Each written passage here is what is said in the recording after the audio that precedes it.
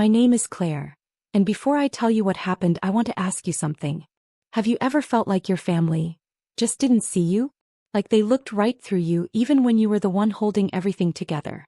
Maybe you were the quiet one, the helper, the one who never asked for too much. And still, when it came time to choose, they picked someone else. Not because you weren't enough, but because they never truly saw your worth. Something like that has ever happened to you, even just once. I want to hear your story. Let me know in the comments. And tell me where you're watching from. I read every word. Because what happened on my birthday, it was the moment everything I believed about love and family came crashing down. It started simple. I woke up that morning feeling strangely hopeful. I had turned 20 just a few hours before. No party, no balloons, I wasn't expecting much. But deep down I thought maybe, just maybe, they'd remember what today meant. I glanced out the window and looked at my little red car parked on the curb. It wasn't fancy, just a 10-year-old Toyota. But it meant the world to me. My dad had helped me fix it up last summer. I paid for the new tires myself. That car was more than metal and wheels. It was freedom. And I had plans. College was just a few weeks away. I had my acceptance letter printed out and folded in my journal. Community college, sure, but it was mine. My grades, my essays, my dreams. I stepped into the kitchen expecting maybe a pancake or just a warm, happy birthday. But it was quiet. Too quiet. My mom sat at the table sipping her coffee. My dad was by the sink, his back turned. And then I saw my brother, Kyle. He was already dressed like he had somewhere to be. Hair slicked, wearing that jacket he always wore when he needed something. He looked up and I swear he smirked. Just a little. Sit down, my mom said, not even looking up from her mug. My heart started beating faster. I sat slowly, glancing at each of them, waiting. We have something to tell you, she said. I held my breath. She placed a folded paper on the table, slid it toward me and said almost casually, "We sold your car yesterday." I blinked. What? My dad still wouldn't look at me. It was the smart choice, she continued. Kyle's been through a lot lately and he needs a fresh start. Your college fund was sitting there doing nothing, and honestly, community college isn't going anywhere. I opened the paper. A bill. A loan agreement. $25,000, she said. He needs a cosigner. Your name will help. You'll sign this today. My mouth went dry. I looked at Kyle. He didn't say a word. Just leaned back in the chair like this was all normal. I wanted to ask why. I wanted to scream, "What about me?" But no words came out. Something inside me cracked, quiet and deep. Instead, I stood up slowly. My mom frowned. "Claire, we're doing this for the family. Don't be dramatic." But I didn't respond. I just walked out of the kitchen, step by step. And as I went upstairs to my room, I knew this moment would change everything. I went to my room, shut the door softly and just stood there. Not cried. Not yelled. Just stood. I could still hear them downstairs, forks clinking, chairs moving. Like nothing had happened. Like selling my car, draining my college savings, and asking me to co-sign a $25,000 loan was no bigger than passing the salt. I looked around at my room, the walls covered in old photos, the little bookshelf I built myself, the sticky notes with my favorite quotes.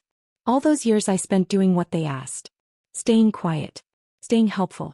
Being the responsible one. And yet, none of it had been enough.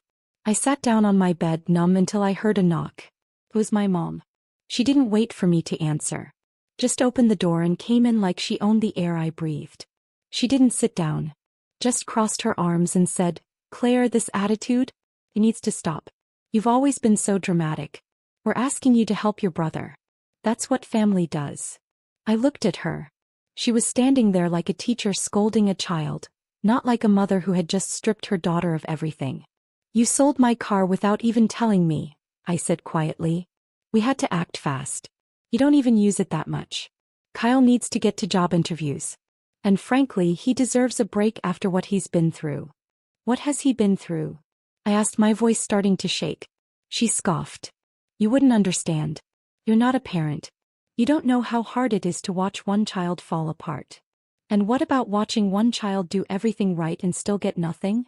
I asked. "What about that?" Her face twisted. "Claire, don't be selfish. You always had that fund just sitting there. You'll still go to school eventually." "Eventually," I said. You mean after I pay off a loan that's not mine? She walked to my desk and tapped the loan papers. All we're asking is a signature. We've done everything for you. Fed you. Sheltered you. You owe us. That word, oh, hit me like a slap. I stood up, my voice calm now. I don't owe you my future. She laughed. A short, cold laugh. Your future depends on us whether you like it or not. Then she stepped out, shaking her head like I was the disappointment. I sat down again, this time fully aware that I wasn't just upset. I was done. They didn't love me for me. They loved what they could get from me. And suddenly, every small moment from the past started flashing back. Kyle stealing my birthday money as a kid and then blaming me for being careless. Kyle wrecking his first car and my dad saying, "Boys make mistakes." The time I got a full scholarship offer to a school 2 hours away and my mom guilted me into rejecting it because Kyle was having a hard year. This wasn't new. It was just louder now. Downstairs I heard Kyle laughing. That laugh. That lazy, smug, everything always goes his way kind of laugh. It made something in me snap. Not in a way that made me want to scream. In a way that made me very, very clear. I opened my drawer, pulled out a small leather-bound notebook and started writing. They thought I'd sign a paper and sit back quietly while they handed my life to someone else. They had no idea what was coming next. The house was dark when I finally zipped up my small duffel bag. I packed quietly, just the basics. A few clothes, my laptop, the little envelope of cash I had stashed away from birthday money over the years. They never noticed because they never paid attention. I didn't cry. I didn't even feel scared. It was like something inside me had gone quiet and strong. As I looked around my room for the last time, I paused by the mirror. My reflection stared back, tired but not broken. I wasn't running away. I was walking out on people who treated me like a wallet with a pulse. On the desk I placed the letter. I'd written it slowly, carefully, word by word. Not to hurt them but to tell them what they needed to hear, the truth they'd ignored for years. Said everything. How I always felt like the backup plan. How they never cheered for me like they did for Kyle even when I brought home straight A's. How they never asked me what I wanted, only what I could give. And how I was finally done. I told them not to look for me. I told them I wouldn't be their safety net anymore. And at the very end I added one line. You lost a daughter the day you tried to sell her future for someone else's failure. I left the letter on the kitchen table right on top of the loan papers. The clock said 1:47 a.m. when I quietly slipped out the back door. The night was cool, a little damp and completely silent. I walked 2 blocks before I pulled out my phone and called a friend from community college, Jessica. She was kind, low-key, and had always told me if I ever needed a place to crash, she had a couch. She picked up on the second ring. "Claire," she said groggy. "Everything okay?" I hesitated for a moment, then said, "I need a place to stay. Just for a little while." She didn't even ask why. Just said, "Come over." Doors unlocked. That tiny bit of kindness nearly broke me. Not in a bad way. In the way that reminds you not everyone is out to use you. When I got to her place, she gave me a blanket, a cup of tea, and didn't ask a single question until I was ready. I stayed up watching the sky change colors through the window. And as the first light of morning crept in, I pictured my dad waking up to find the kitchen empty, my mom reading the letter with her hands shaking, and Kyle, well, probably still asleep. For once, I was the one who had left them with silence. And they had no idea what to do with it. It started around 7:30 a.m. My phone buzzed once. Then again. Then 5 times in a row. I didn't check it right away. I just sat there with the tea Jessica gave me, watching the steam rise and feeling like for the first time I was breathing air that was actually mine. But by the time I did check, there were 14 missed calls. 6 from Mom. 3 from Dad. 4 from Kyle. 1 from a number I didn't recognize. Probably a neighbor or my aunt. And then the messages started. The first one from my mom was almost sweet. "Claire, come home. Let's talk about this. You're overreacting." The second one was colder. "This is exactly what I meant about you being dramatic. You're making a mess." Then came the guilt trips. "We gave you everything. And this is how you thank us." Dad's voice message was shorter. "Just call me. Now." But it was Kyle's text that made me set the phone down. "Thanks for ruining everything. You really couldn't handle doing one nice thing for your own brother." That line, "one nice thing," stuck with me. Like all the years I babysat him when they went out. Like the times I gave him my lunch money because he forgot his again. Like the months I worked double shifts at the diner to help pay the electric bill when he couldn't find work. That didn't count, apparently. But the moment I said no, suddenly I was the villain. Jessica came into the room and sat beside me on the couch. She looked at the phone in my hand, still buzzing now and then, and said, "You okay?" I nodded. "Yeah. I think I actually am." She smiled, didn't press. Just reached over and turned the phone face down on the coffee table. Around noon, the real panic started. My dad apparently drove around town looking for me. Jessica's neighbor said he'd seen a truck circling the block twice. He came up and asked if everything was all right. Jessica just told her I needed a quiet weekend.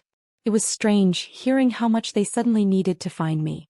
When I lived there, I was invisible. Now I was missing, and suddenly they remembered I existed. Mom called again that night. Left a voicemail I didn't expect. He was crying. "Claire, please. Your father's upset." He didn't mean what he said. "We just didn't think you'd take it this far. You can't stay gone. We're family." I listened to it twice. Not because it touched me, but because I was looking for something real in her voice.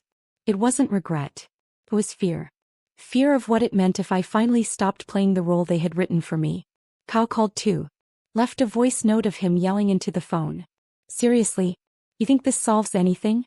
You better come back and fix this. I told the loan guy you were signing. Now I look stupid.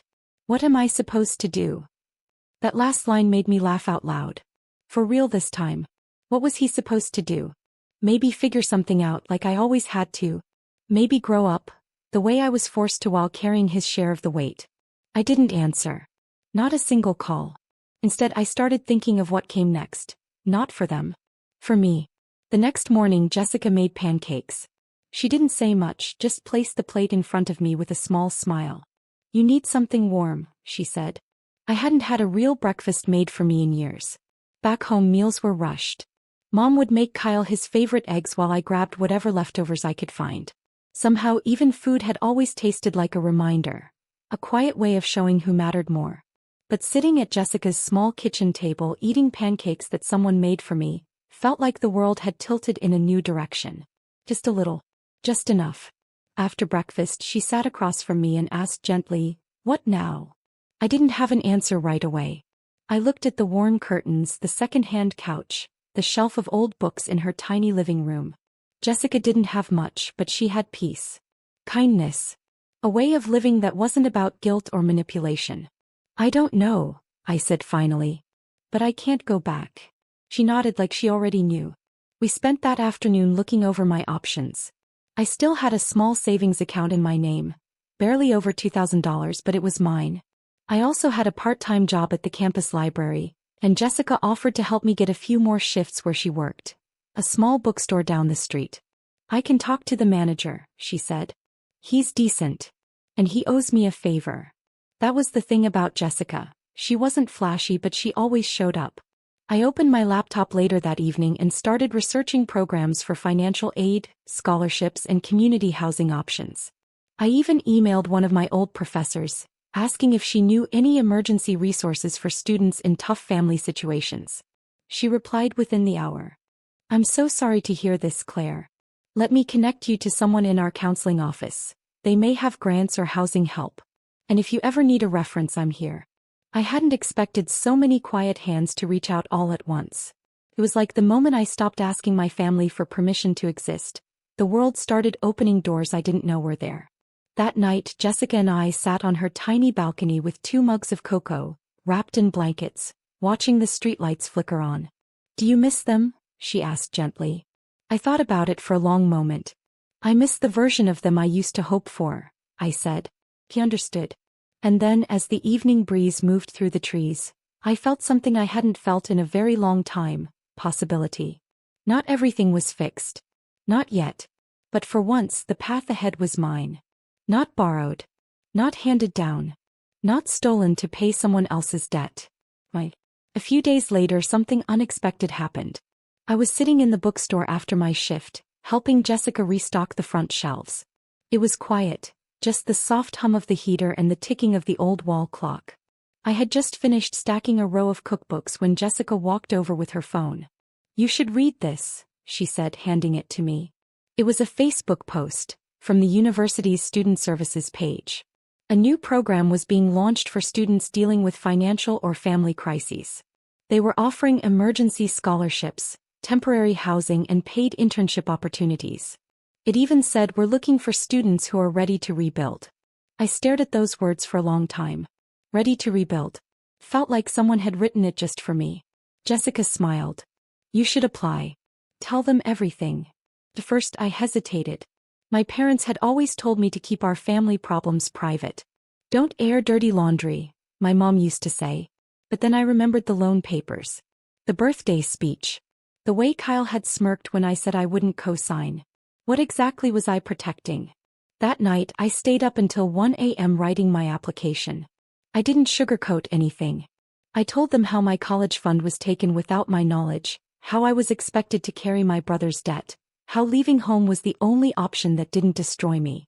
I talked about how I wanted to finish my education, but I also wanted to help other girls like me, who felt stuck, invisible, used. I clicked send before I could overthink it. 3 days later I got the email. I had been accepted into the emergency program. They offered me a temporary spot in campus housing, a full scholarship for the next semester, and, the part that made me cry, a paid position in their outreach center to help mentor incoming students dealing with similar family stress. I couldn't believe it. Me. The girl who just days ago had nowhere to sleep and no future left. I walked straight to the bookstore and hugged Jessica so hard she nearly dropped the box of romance novels she was holding. She just laughed and said, "I told you." That afternoon, as I packed my things to move into the campus housing, I found the folded note I had left behind at my parents' house. I had written it in a rush that night. Just a few lines, but I meant every word. "You taught me that my needs don't matter. So I stopped needing you. If you ever want to know why I left, read the loan papers again." They never responded to it. But I knew they got it. Especially when I saw Kyle post on Facebook 2 days later. Family isn't about blood. It's about who shows up. And sometimes people you thought were loyal turn their backs just when you need them most. Dozens of people liked and commented telling him to stay strong. I didn't say a word. But I smiled. Because for the first time, I wasn't the one staying silent to protect someone else's lies. Instead, I was building something real. For me. My job at the outreach center started a week later. I sat with freshmen who cried over broken homes, girls who were scared to say no to their families, boys who were expected to be the family's ATM. And every time I told my story, I watched their eyes widen. Not because I was special, but because I wasn't. They saw themselves in me. And maybe, just maybe, they left those meetings a little less alone. It was around Christmas when the messages started. First a missed call from Mom. Then a voicemail from Dad. "We didn't mean for things to go this far. Just call us, okay?" I didn't. Instead, I went to the holiday potluck organized by the outreach center. We laughed over paper plates of macaroni and brownies, passed around photos from home, or what we made home ourselves, and shared small victories. One girl got her first A in biology. A guy finally found a therapist who listened. I didn't bring up the messages. They didn't deserve to take up space in this new part of my life. A few days later, Kyle messaged me. It was short. "You made Mom cry. Happy now?" I didn't reply. He followed up with another one, longer this time. He said the car they bought with my college fund broke down. That the loan collectors were calling non-stop. That he lost his job and Dad was blaming him for driving me away. For the first time there was no smirk in his words. Just panic. But I stayed quiet. Because sometimes silence is louder than any argument. Silence is the answer you give when someone doesn't deserve your voice anymore. And I had given them enough. Jessica noticed I was quieter that week. She asked if I was okay and I told her the truth. "I thought I'd feel guilty ignoring them," I said. "But I don't. I feel peaceful." She nodded and said something I'll never forget. "Some people only hear you when you finally stop talking." I let that sit for a moment. Then I blocked Kyle's number. Deleted Dad's voicemail. And folded the memory of those messages into a drawer in my mind I no longer needed to open. Because my silence wasn't cruel. It was my final gift to myself. A boundary I built brick by brick. They had my car, my college fund, my birthdays. But they didn't have me anymore. A year has passed since I left that house for good. And honestly, feels like I'm finally breathing. I finished my semester with honors, working part-time at the outreach center and the bookstore. I even started saving again, little by little. Not for a car or for college fund, but for myself. For freedom. Mom, Dad, and Kyle? I don't know much about them anymore. I don't answer calls or messages. Their world is theirs and mine is mine. Sometimes when I'm driving my old beat-up car that Jessica helped me buy with my savings, I think about that birthday when they told me everything was gone. My car, my money, my future, sold or spent on my brother's fresh start. But here's the thing, they gave me something else. They gave me a reason to fight. A reason to stand up and say no more. I'm not bitter anymore. I'm not broken. I'm just me, stronger, wiser, and free. And the best part? I'm helping others find their strength too. When I speak to students who feel trapped by their families, I tell them my story. Not for pity, but as proof that sometimes, your darkest days lead to your brightest future. I still remember their faces. The tears, the hope, the relief when they realize they're not alone. Because none of us should be.